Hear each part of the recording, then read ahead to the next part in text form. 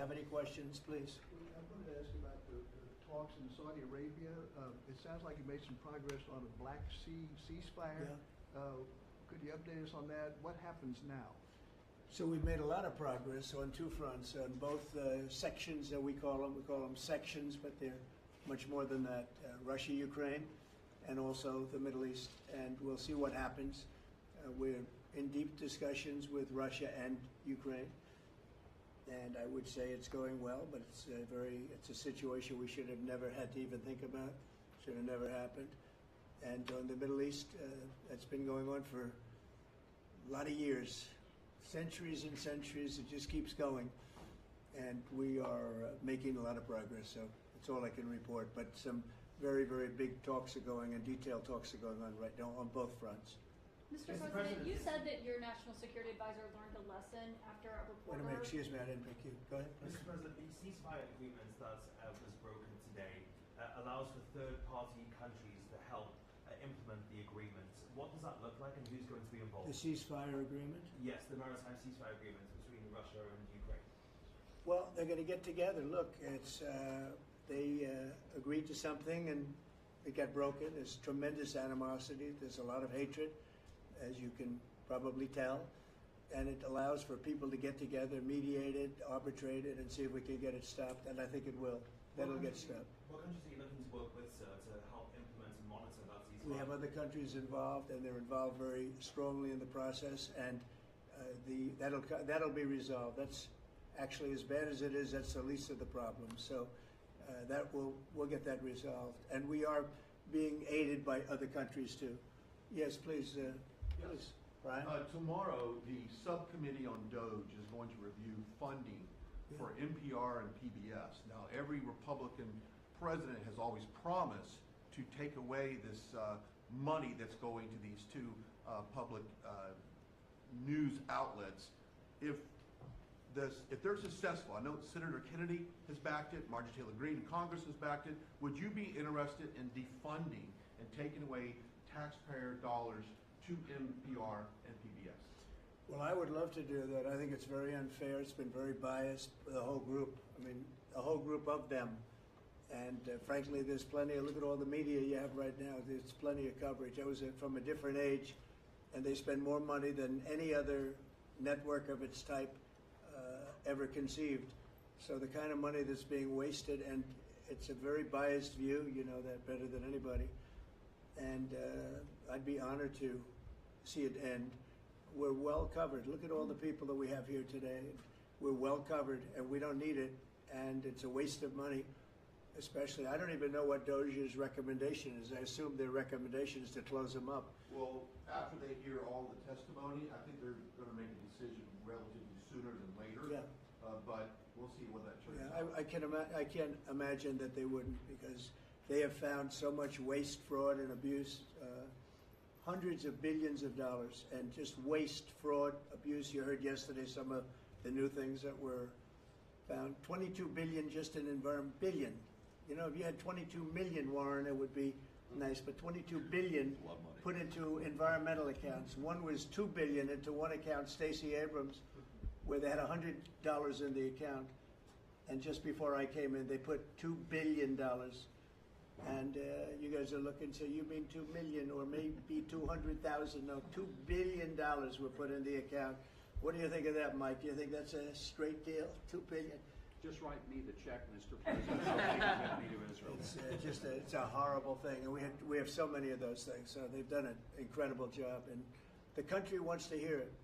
I think DOGE is actually very popular because of what's happening. They're hearing about all of these scams and for big, big money, tremendous amount. And when you add it up, just hundreds of billions of dollars being wasted, and much of it's fraud. You know, we talk about waste.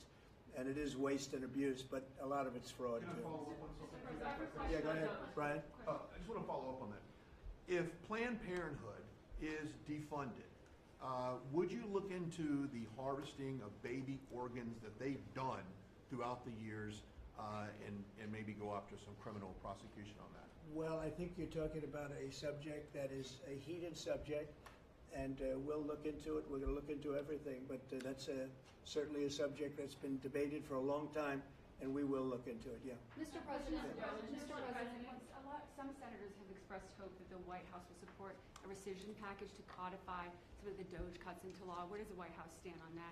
And are you making progress? The which on that? package? A rescission package to codify some of the DOJ cuts into law. You know what, it would be great. I think we're gonna do that. I think they're gonna do it. I think we're also going to be codifying a lot of the executive orders that we've done, which have been very popular. And we're looking at one, I will tell you right now, that I think perhaps will be controversial, but not with the people, and that's sanctuary cities. We're gonna end sanctuary cities for some of these jurisdictions that aren't cooperating with law enforcement.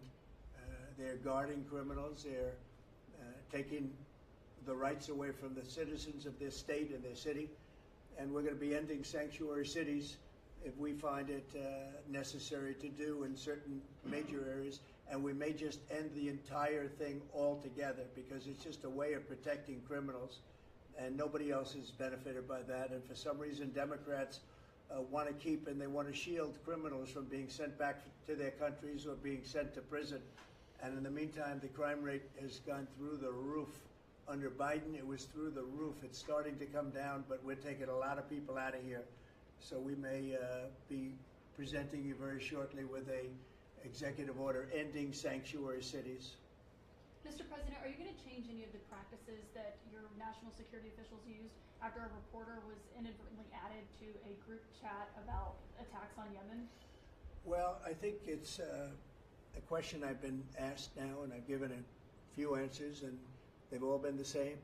We have an amazing group. Our national security now is stronger than it's ever been. We have had a very, very successful, numerous attacks on that area. These are people that shoot down ships, not only our ships, ships all over the world. They're shooting down right out of the water and damaging them badly, or they're going down. They're also shooting anything that happens to be flying in the area.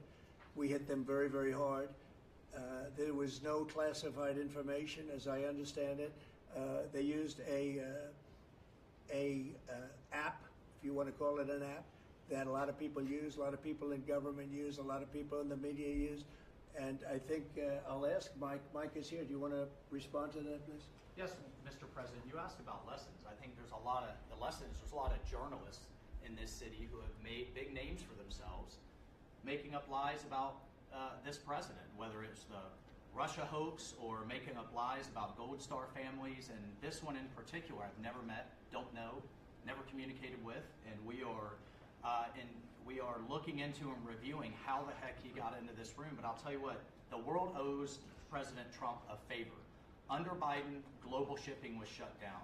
Pinprick attacks, months between them, our destroyers being fired upon dozens of times.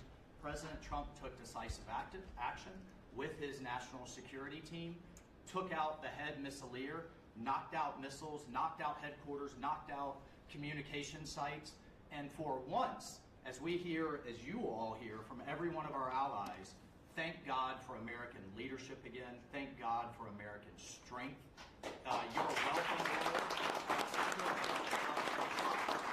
And look, we had a national security team that was coordinating these efforts. As Director Radcliffe testified today, his first day on the job, he was introduced to this app on his government systems at the CIA and at the State Department and otherwise. So, look, this journalist, Mr. President, wants the world talking about more hoaxes and this kind of nonsense rather than the freedom that you're enabling. And a key part of our sovereignty is open sea lanes and knocking the crap out of terrorists, which is exactly what your team and Pete Hegseth, a good friend and fellow veteran, is leading the charge on. And it's an honor. We had a very, very successful, we had a very, very successful evening.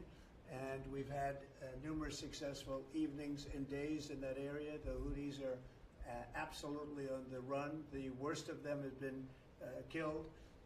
This should have been done a long time ago by Biden, but Biden was an incompetent president. He couldn't do anything.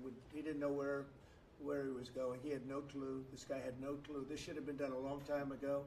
As they shoot missiles at ships, randomly shoot missiles at ships. And they make their own missiles. You know, this is not an incompetent group of people. They make their own missiles. They get the missiles also from Iran. It's an offshoot of Iran. Another offshoot, you have Hamas, you have Hezbollah, you have the Houthis, you got a lot of stuff going on with Iran. And we sent a letter to Iran. You're going to have to be speaking to us one way or the other pretty soon because we can't let this happen. But that's an app that a lot of people use.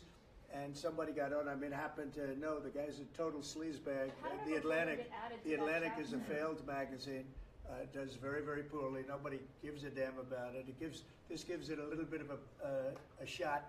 And I will tell you this: that they've made up more stories, and they're just a failing magazine. The public understands that. He's a very good man. That man is a very good man right there that you criticize so strongly. He's a very good man, and he will continue to do a good job. In addition to him, we had very good people in that meeting, and those people have done a very, very effective job, and you're going to see it. And it goes on, by the way. It's going to go on. And I think the Houthis wish that it didn't happen, but that's what it's all about. We have to create a safe country, a safe world, and that's what we're doing. Do you worry that national security was put at risk, Mr. President? Of senior officials using Signal. Do I moving plan to forward. ban who? The use of Signal to communicate from senior officials. Well, I don't know what is. I don't know anything about Signal. I wasn't involved in this, but I just heard about it, and I hear it's used by a lot of groups. It's used by the media a lot. It's used by a lot of the military, and I think successfully. But sometimes somebody can get onto those things. That's one of the prices you pay when you're not sitting in the situation room with no phones on, which is always the best, frankly. But you know, the best is to be there. In fact, oftentimes I've been in fact, just last week I was in the situation room on something very important, and we had a couple of people hooked up by line, and I said, cancel the line. Sorry, fellas, what you do is we'll tell you all about the meeting, because I know people do get on those lines, whether it's Signal or anything else. Yeah. Are you going to change any procedures as a result of this? Well, I mean, look, we look at everything, and you know they've made a big deal out of this because we've had 2 perfect months. We are bringing in business. We have another one announced tomorrow, a big one, very big. Like in the history of our country, nobody's ever seen anything like it. And I think probably a lot of people are saying they started by saying it was the greatest first month that a president has ever had, and I think that's true. And now they say it's the best second month, and they had to find something. And this certainly will look at this, but the main thing was nothing happened. The attack was totally successful. It was, I guess, from what I understand, took place during, and it wasn't classified information. So this was not classified. Now, if it's classified information, it's probably a little bit different. But I always say you have to learn from every experience. I think it was very unfair the way they attacked Michael. He's a good person. The person that was on just happens to be a sleazebag, so maybe that's just coincidence. I don't know. But you are going to conduct Would an it be a investigation. problem if Mr. the President. Atlantic released all the text messages if they're not classified? Well, I don't know. I'd have to ask the military about that because, you know, maybe you wouldn't want that. I don't know. I will say this, that from what I heard, the man that we're talking about, who's not somebody that I don't think most people have ever heard of, he left. He found it very boring, and he left early. He got off the line very early. So I can't speak to it other than that. So he's made up a lot of stories, and you know, I think he's basically bad for the country. But it's a failing venture, very failing venture. They're very upset, and a thing like this is publicity for them. But I don't think we should allow people that are very good, like that man sitting right at the end of the table, who's done a great job. We shouldn't allow them to be hurt by it. Mr. President, can I follow up on that? Yeah, go ahead. Are you saying you're okay with the continued use of Signal by administration officials? No, that's not what I said. I said we'll look into it, but everybody else seems to be using it. It seems to be the #1 used device or app, whatever you want to call it, and we will certainly look. If it was up to me, everybody would be sitting in a room together. The room would have solid lead walls and a lead ceiling and a lead floor. But, you know, life doesn't always let you do that. In the meantime, the attack itself that we were talking about and discussing has been an unbelievable success. But you will conduct an investigation, is what you're saying into this. We'll look into it, sure. Who's gonna I lead would that look into it, investigation? sure.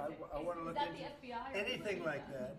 that. I would I would ask them, it's not really an FBI thing, it's really something having to do with security. Security like, will somebody be able to break in? Are people able to break into conversations? And if that's true, we're going to have to find some other form of device. And I think that's something that we may have to do. Some people like Signal very much. Other people probably don't. But we'll look into it. I think, Michael, I've asked you to immediately study that and find out. If people are able to break into a system, now in this case it wasn't that this attack was going on and nobody found out anything. And again, the person that was on, as I understand it, he left very early because he didn't find it very exciting. But I think it's something you should look into. Yes, sir, we are. We have our technical experts looking at it. We have our legal teams looking at it. And of course, we're going to keep everything as secure as possible. No one in your national security team would ever put anyone in danger. And as you've said, and we've repeatedly said, the attack was phenomenal and it's ongoing. But the media wants to talk about everything else except for the hostages you're getting out of the Middle East, Iran on its back foot, sea lanes getting reopened, peace in Europe. As we just saw today with a Black Sea ceasefire, we were just on with Steve Witkoff, myself, our team in Saudi Arabia. They want to talk about all this other stuff except for your amazing successes and the successes of your team. One of the other things, and sometimes you have to move very quickly, and there are other devices that are very good, but they are very, very cumbersome, and you're not able to use them and from a practical standpoint. So all we can do is find out the best we have with modern technology. They'll probably get better over the years. Yeah, go ahead. Sir, on the Black Sea, so the Kremlin has said that there are several conditions that would need to be met for this agreement to happen. This includes sanction relief for banks and some companies. Did the U.S. agree to all of those conditions that they laid out? They will be looking at them, and we're thinking about all of them right now. There are about 5 or 6 conditions. We're looking at all of them. The White House has said that it's looking into how a journalist got added to that Signal chat. Is it possible that there could be a firing of even a lower mid-level official once that person is identified? About what? About the Signal chat that we've been discussing. We've pretty much looked into it. It's pretty simple, to be honest. It's not. It's just something that can happen. It can happen. You can even prepare for it. It can happen. Sometimes people are hooked in, and you don't know they're hooked in. They're hooked into your line, and they don't even mean bad by it. But it's not a perfect technology. There is no perfect technology. The really good ones are very cumbersome, very hard to access. And I think we're going to look at, we always want to use the best technology. This was the best technology for the moment. But again, it wasn't classified, so they probably viewed it as being something that wasn't that important. And it obviously, with the attack being, I mean, I don't know if it's been read out to you yet, but that attack was a tremendous success for the U.S., a tremendous success. Who said the information Go ahead, was please. not classified? Do you think that Mike Waltz made a mistake, and does he need to apologize? No, I don't think he should apologize. I think he's doing his best.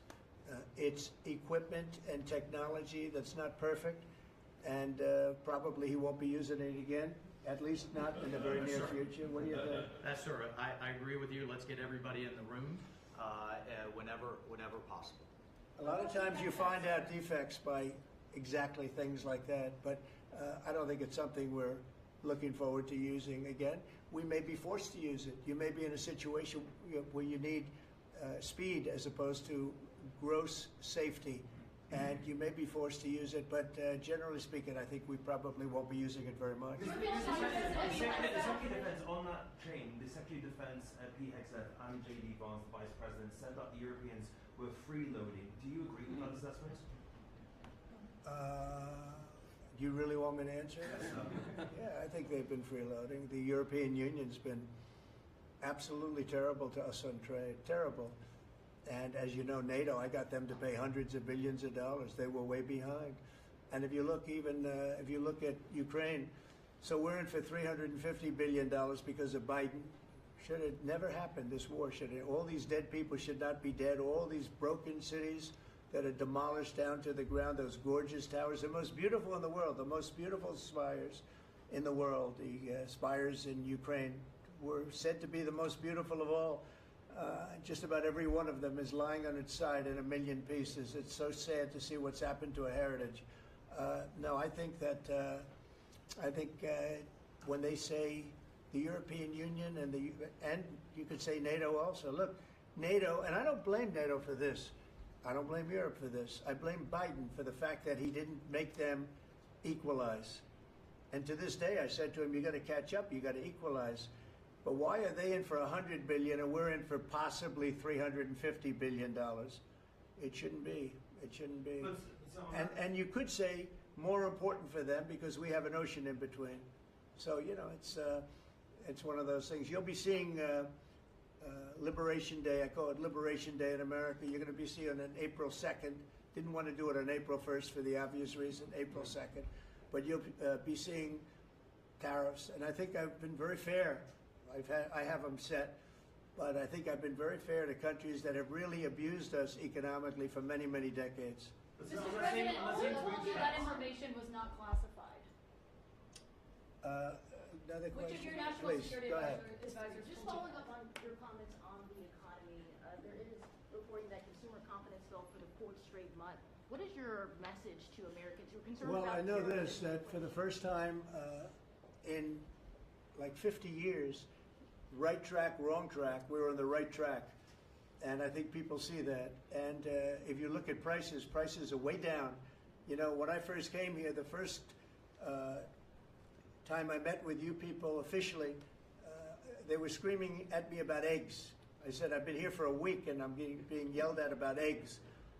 Egg prices have come down 45–50% in the last week and a half. And our Secretary of Agriculture has done a great job, as you know, Brooke.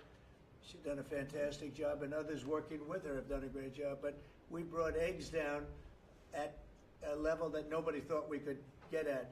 I inherited that situation, and I inherited a grocery situation. The groceries went way up, an old-fashioned word, but it's a very descriptive word. Groceries have gone through the roof.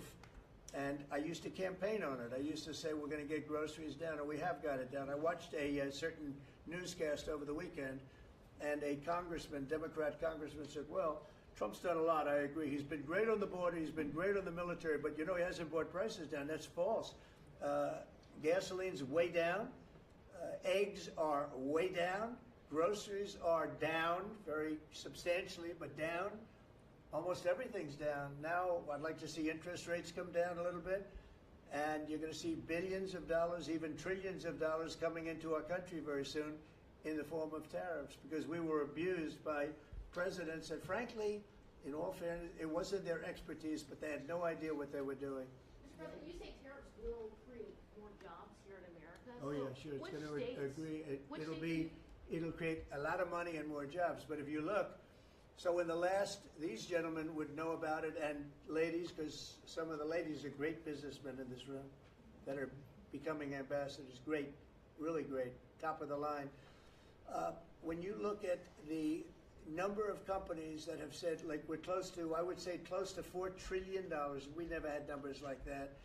The number one chip maker in the world from Taiwan coming in with $200 billion. We have Apple. Look at Apple.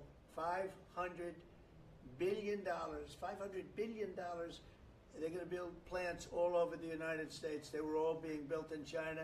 You have many, many companies, and maybe above all, you have the car companies coming in at levels that nobody's ever seen before. We have Honda is opening up one of the biggest plants in the world in Indiana, and many car companies are coming in. We have AI.